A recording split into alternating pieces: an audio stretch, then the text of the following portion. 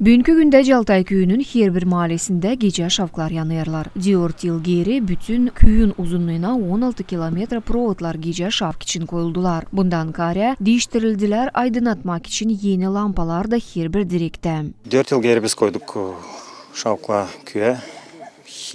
Her bir mahallede var şavk. Koyduk 250 lampa. Şavkla yanıyor, avşam deyince karanlık oluyor, ona koşularla.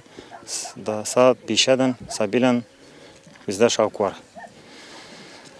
Parala 2 yıl geri vardı program «Освещенное село». Oradan kabul ettik.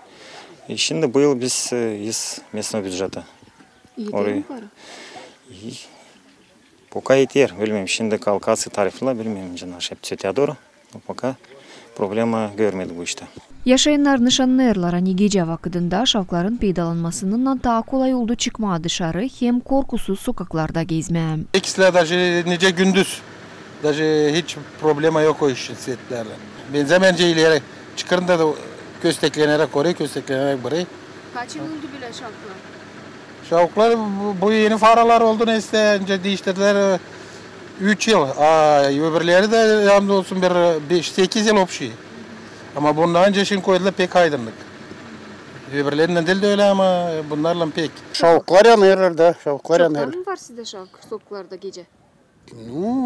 Birkaç yıl oldu. Oldu birkaç yıl. Var şavklar gece. Bu yanıyorlar. Siz sık mı çıkarsınız gece dışarı? Önce çıkıyoruz. Ben geç yatarım abişine. 12'de neranç. Çıkayım bir kere dolanayım. Bakayım. Ama lazım olduğun bir yere gitmeye gece uygun mu hani şavklar var? Uygun, конечно. Uygun da.